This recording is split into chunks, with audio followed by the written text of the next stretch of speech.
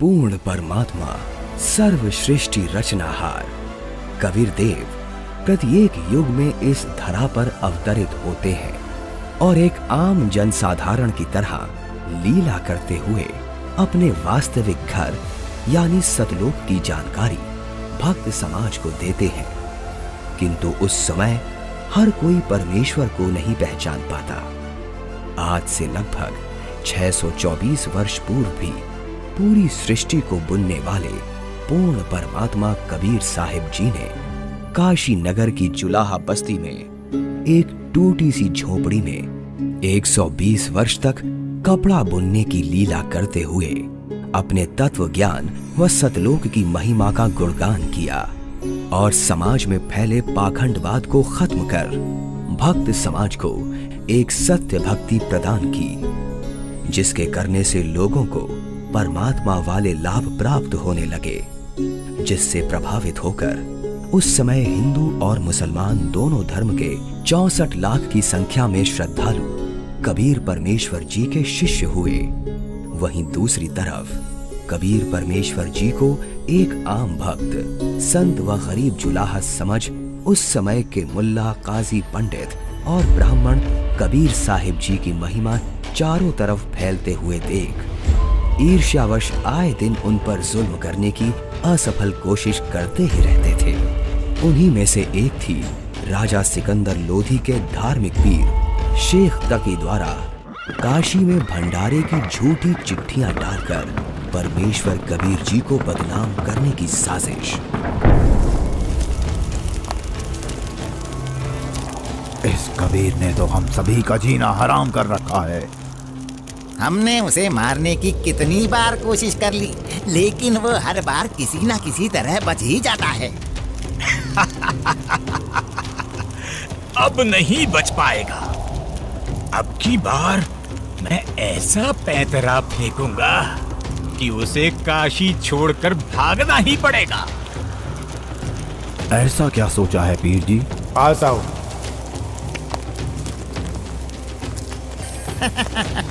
आपने भी क्या तरकीब सोची है? अब तो उस दुष्ट के लिए भारी मुसीबत आने वाली है।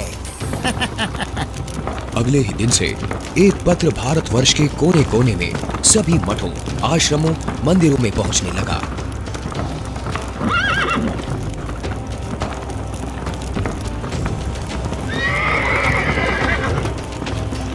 पत्र में लिखा था, मान्यवर कबीर सेठ पुत्र नूर अली अंसारी, जुलाहों वाली कॉलोनी, काशी शहर में 3 दिन का धर्म भोजन भंडारा कर रहे हैं, जिसमें सर्व साधु संत आमंत्रित हैं। भंडारे में प्रतिदिन प्रत्येक भोजन के बाद 1 सोने की मोहर व 2 हर दक्षिणा में दी जाएगी। भोजन में लड्डू, जलेबी, हलवा, खीर, दही बड़े, मालपुए, रसगुल्ले आदि आदि सब मिष्ठान खाने को मिलेंगे और साथ में सूखा सीधा भी दिया जाएगा। सभी शिष्यों को बता दो, भंडारे में सभी को चलना है।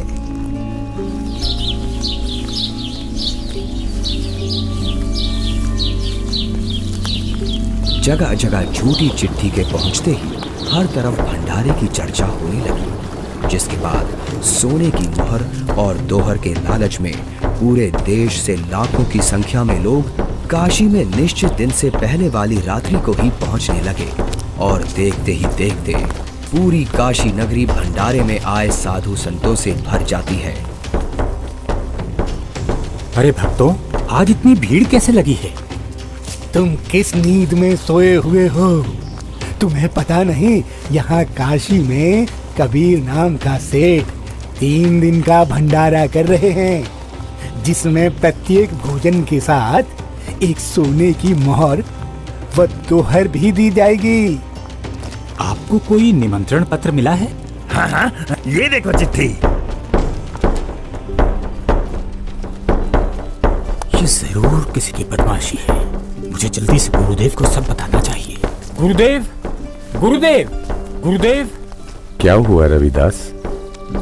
गुरुदेव, आज तो अपनी काशी छुटेगी। उन दुष्टों ने तो हद कर दी। आपके नाम की झूठी चिट्ठी बंटवा रखी है कि कबीर सेठ पुत्र नीरू 3 दिवसीय भंडारा करेगा, जिसमें प्रत्येक भोजन के बाद खाने वाले को एक सोने की मोहर और एक दोहर भी दी जाएगी।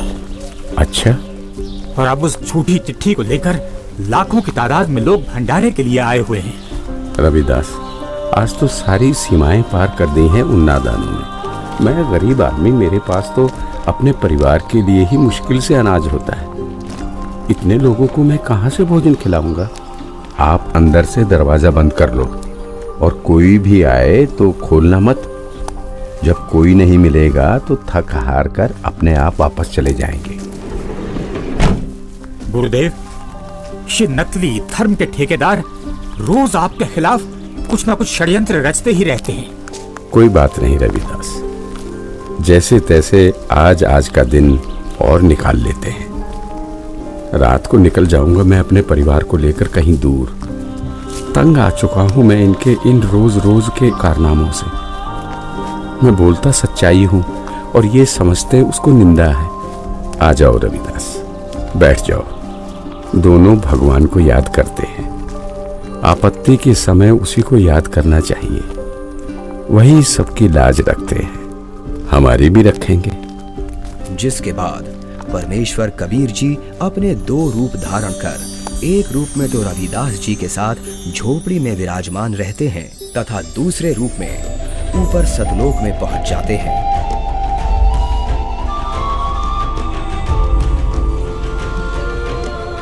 जहां असंख्यों बैल उनका इंतजार कर रहे होते हैं, जिनके ऊपर टंगे झोलों में भंडारे के लिए टेंट का सामान और पका पकाया भोजन, लड्डू, जलेबी, कचौड़ी, पकौड़ी सब लदा हुआ है।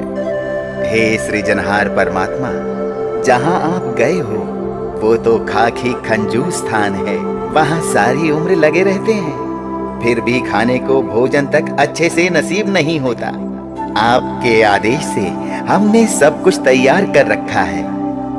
परमेश्वर कबीर साहिब जी वहां खड़े अनंत कोटि बैलों में से केवल 9 लाख बैलों को और सेवादार रूप में वही की कुछ हंस आत्माओं को लेकर एक पल में सतलोक से चलकर काशी में प्रकट हो जाते हैं। आया है बंजारा केशो आया है, काशी आया माल अपारा केशो आया है। आया है बंजारा केशो आया है। 9 लाख बोडी बड़ी विशंबर, 9 लाख बोडी बड़ी विशंबर, दिया कबीर भंडारा केशो आया है। आया है बंजारा केशो आया है। धरती ऊपर तंबू ताड़े, धरती ऊपर तंबू ताड़े, चौपड़ के बंजारा केशो आया है। आया है बंजारा केशो आया है। कौन देश से बालद आई, कौन देश से बालद आई, ना कहीं बजाने वाला केशो आया है। आया है बंजारा केशो आया है। अपरम पार पार गत तेरी, अपरम पार पार गत तेरी, कित उतरी जलधारा केशो आया है। आया है बंजारा केशो आया है। साहूकार नहीं कोई जाके, साहूकार नहीं कोई जाके, काशी नगर मजारा केशो आया है। आया है बंजारा केशो आया है। दास गरीब कल्प से उतरे, दास गरीब कल्प से उतरे, जिया पे अलख कर तारा केशो आया है। आया है बंजारा केशो आया है। दास गरीब कल्प से उतरे, दास गरीब कल्प से जिया पे अलग करता राकेशो आया है, आया है, आया है भंडारा केशो आया है।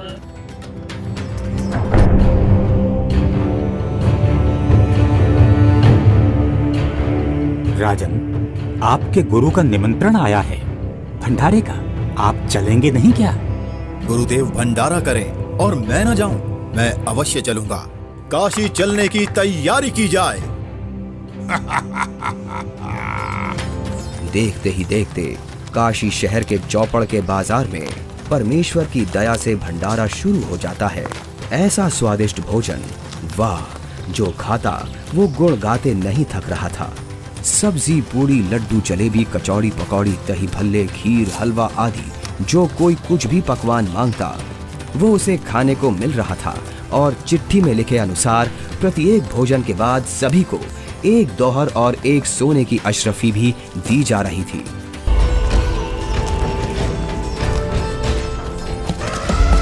उधर से दिल्ली के बादशाह सिकंदर लोधी भी, जो परमेश्वर कबीर जी का शिष्य हो चुका था, अपने धार्मिक पीर शेख तकी के साथ भंडारे में पहुंच जाता है। अरे ये क्या हो रहा है? ये भंडारा कैसे चल रहा है? भंडारे में परमेश्वर कबीर साहिब जी की जय जयकार सुनकर जहां शेख तकी ने सोचा तो था कि कबीर अपनी झोपड़ी छोड़कर भाग गया होगा और लोग उसको गाली दे रहे होंगे, किंतु उसके विपरीत भंडारा चलते देख शेख तकी के तो तन बदन में आग लग गई। हे भक्तों, कबीर साहिब जी किधर हैं? कबीर साहिब जी का तो मालूम नहीं, किंतु उधर सफेद तंबू में एक व्यक्ति बैठा है, वही भंडारे की सारी व्यवस्था किए हुए है।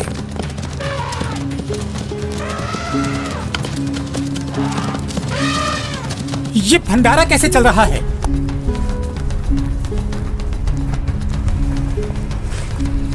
कौन है आप और कबीर जी से क्या नाता है आपका? मैं एक बंजारा हूँ और कबीर जी मेरे पगड़ी बदल मित्र हैं। उनका संदेश मेरे पास गया था कि एक छोटा सा भंडारा करना है, थोड़ा सामान लेते आइएगा। और भंडारा चल रहा है। 18 लाख आदमी भोजन कर रहे हैं, ये इसे छोटा सा भंडारा कह रहा है। कबीर जी कहाँ हैं? वो क्यों नहीं आए? हे राजन, उनका दास जो बैठा है, उनको तकलीफ उठाने की क्या आवश्यकता? आप भोजन ग्रहण कीजिए। नहीं नहीं, भोजन भंडारा तो मैं गुरुदेव के दर्शनों परांत ही करूंगा।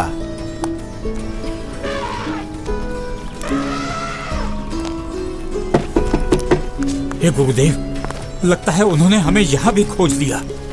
भीड़ शायद घर पूछते पूछते यहाँ तक पहुँच गई है। कोई बात नहीं, आप दरवाजा मत खोलना, कुछ देर बाद अपने आप चले जाएंगे। दरवाजा खोलिए परवरदिगार, दिल्ली से आपका दास सिकंदर आया है।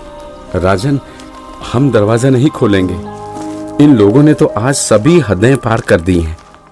मेरे नाम से झूठी चिट्ठी डाल रखी है। मैं कैसे निकलूं बाहर? इस बनारस में कोई सेठ भी मेरा ऐसा जानकार नहीं है जो मुझे पैसे उधार दे दे। मैं तो बड़ी मुश्किल से ताना बुनकर अपने परिवार का पालन करता हूँ। इन लोगों ने मेरा जीना मुश्किल कर दिया है। बस आज रात होने का इंतजार है राजन। रात होते ही मैं अपने परिवार को लेकर कहीं दूर चला जाऊंगा। है परवरदिगार, आप मुझे नहीं बहका सकते। आप ही अल्लाह अकबर हो। आपने देखो वहाँ क्या रंग लगा रखे हैं। एक बार दरवाजा खोल दो दाता, दास आपके दर्शन करना चाहता है। खोल दो दरवाजा। राजा सिकंदर लोधी के आग्रह करने पर परमेश्वर कबीर जी जैसे ही भंडारे में चलने के लिए खड़े होते हैं, तभी उनके सर पर अपने आप ही हीरे पन्ने से जड़ा हुआ एक बहुत ही सुंदर मुकुट आ जाता है और कुटिया से बाहर निकलते ही उस परम पिता पर आसमान से फूलों की वर्षा होने लगती है। रविदास जी, आज ये सेवा मुझ दास को दे दीजिए। आप तो रोजाना करते हो।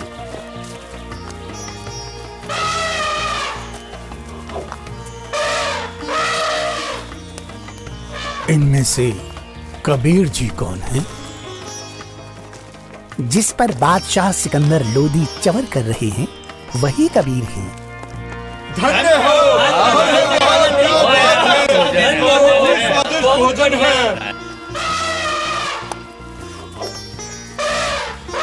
इसके बाद कबीर साहिब जी अपने ही दूसरे रूप केशव से मिलने के लिए उनके तंबू में आते हैं और जो ही परमेश्वर कबीर जी तंबू में प्रवेश करते हैं तो देखते ही देखते अपने आप उनके लिए एक सुंदर सिंहासन लगने लग जाता है जिस पर चारों तरफ हीरे पन्ने मोती जड़े हैं।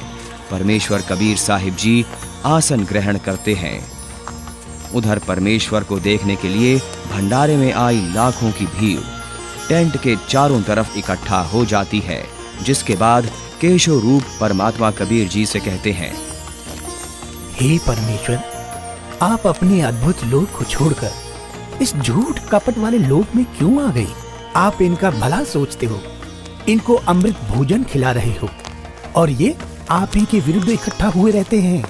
केशव, सब लोग मैंने ही रचे हैं, सबका धारण पोषण मैं ही करता हूँ।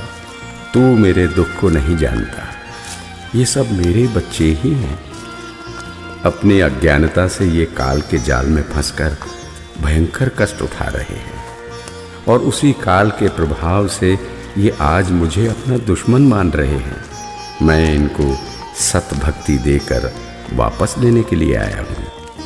परमेश्वर जी, आप हंस लोक को छोड़ इस जीव लोक में आए, जिनका हाड़, चाम और रक्त का बना शरीर है, जिसमें विष्ठा भरी पड़ी है।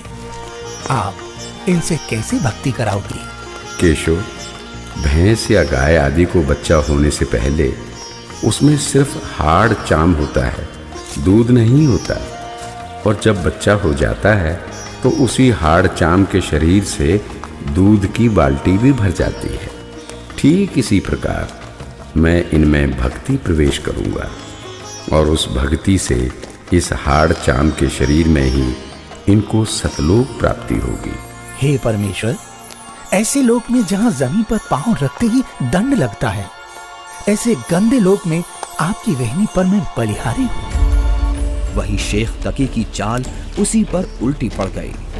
उसने लोगों को इकट्ठा तो इसलिए किया था कि कबीर किसी को भोजन करा नहीं पाएगा और लोग उसको गालियां देंगे, लेकिन कबीर जी ने उन इकट्ठा हुए लाखों भक्तों को 3 दिन तक मोहन भोजन भी खिलाया और सोने की मोहर व दोहर देकर सत्संग से उनका अज्ञान अंधेरा भी हटाया। फिर भी ये सब शेख तकी से देखा नहीं गया। उसके अंदर जलती ईर्ष्या की आग इतने महान समागम में भी कमी ही ढूंढ रही थी और इसी आग में शेख तकी मुंह बनाकर सिकंदर लोधी से कहने लगा, चलो राजन, इसने क्या भंडारा किया है? बहुत अच्छा सा किया है।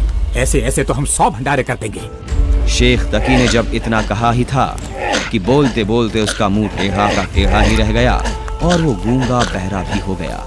उसने कुल 52 बार कबीर साहिब जी पर जुल्म किए, परंतु ये उसके जीवन की आखिरी बकवाद थी जो उसने कबीर परमेश्वर जी के साथ की। 3 दिन तक समागम चला। तीसरे दिन सेवकों ने बचा हुआ सामान व टेंट आदि बैलों पर लाद दिया और चल पड़े।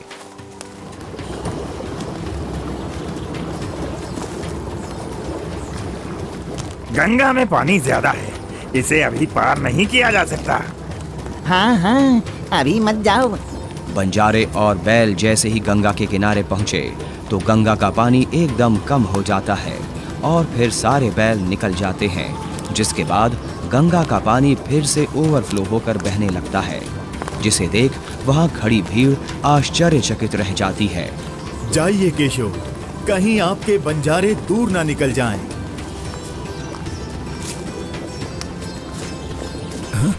ये क्या? कहाँ गए बैल, कहाँ गए बंजारे? राजन, जहाँ से आए थे वहीं चले गए। इससे पहले कि सिकंदर इस बात को समझ पाता, उसी समय केशव भी कबीर जी के अंदर समा गए। सिकंदर दंग रह गया, रोते हुए कबीर परमेश्वर जी के चरणों में दंडवत की।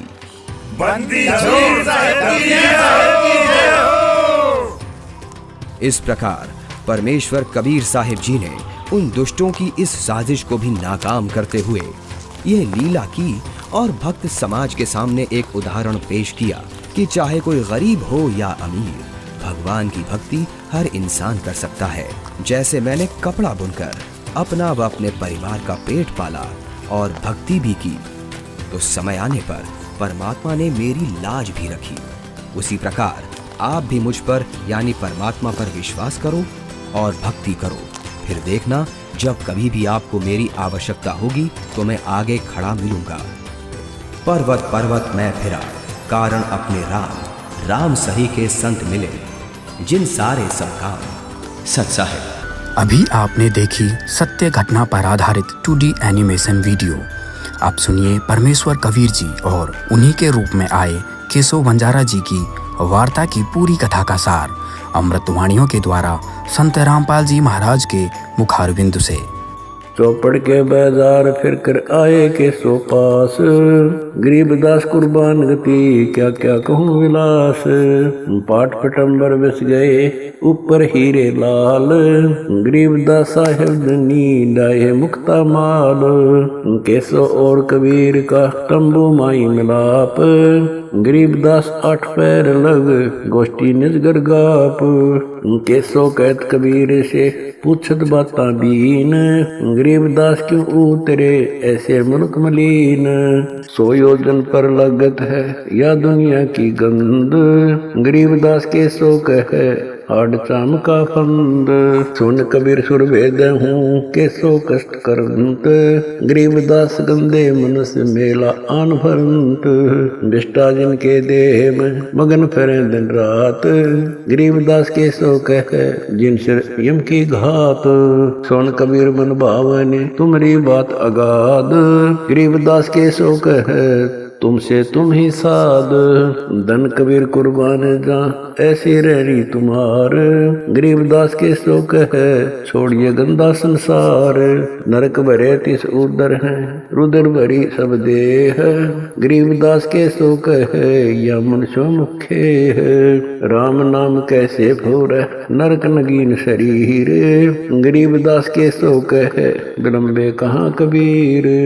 दम बिन दे ही सही नहीं जमी आसमान, गरीबदास के सो कहे जहाँ रहन स्थान।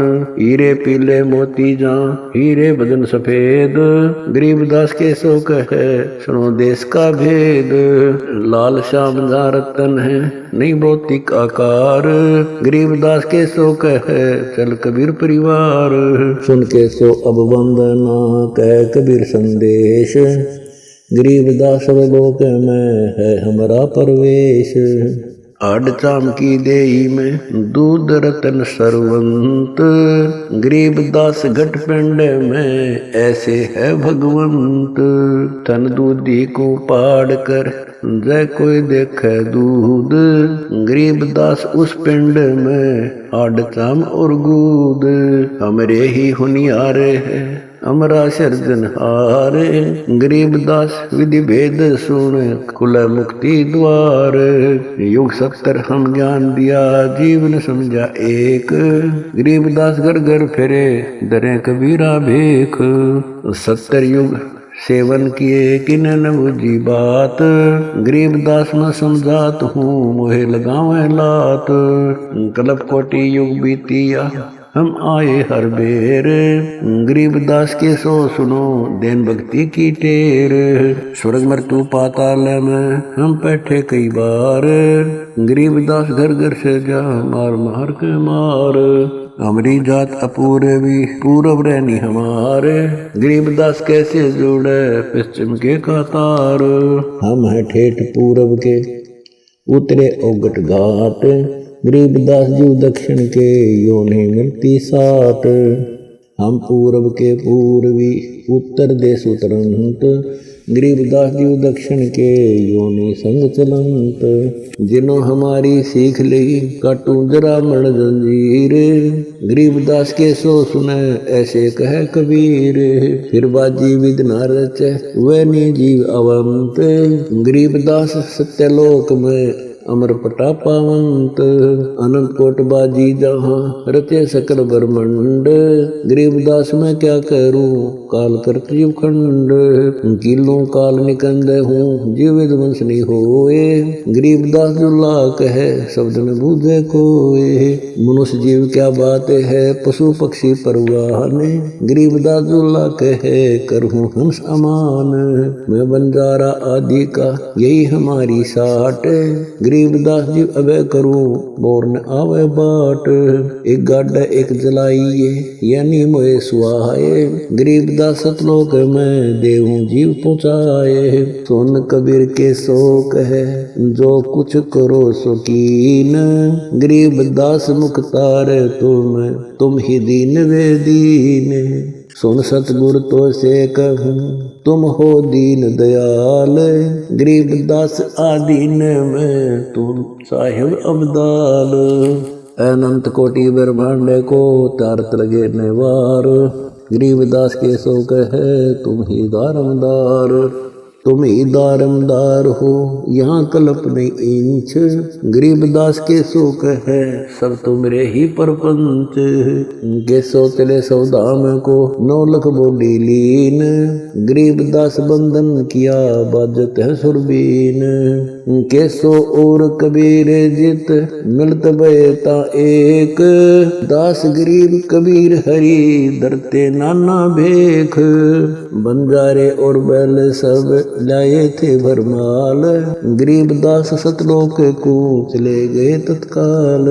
आवत जाते ना लखे कौन नाम प्रकाश। गरीबदास बूझ है कहाँ गए हरिदास। हरि में हरि के दास है दासन के हरि पास। गरीबदास पद अगम गति सात की उदास। चलो सिकंदर बादशाह क्यों व्यर्था भक्त गमाए। गरीबदास उस पीर के तन मन लगी भाए। जेता शहर कबीर का हमरे बहुत अनेक। गरीबदास से तक के लगी जुबान मेख। गूंगा भया बोले नहीं जवाब जुबान। गरीबदास मारा पड़ा बिन ही करो कमान। एता दोष दरे कहाँ दग्ध जमी आसमान। गरीबदास गूंगा भया बहरा हुआ कान।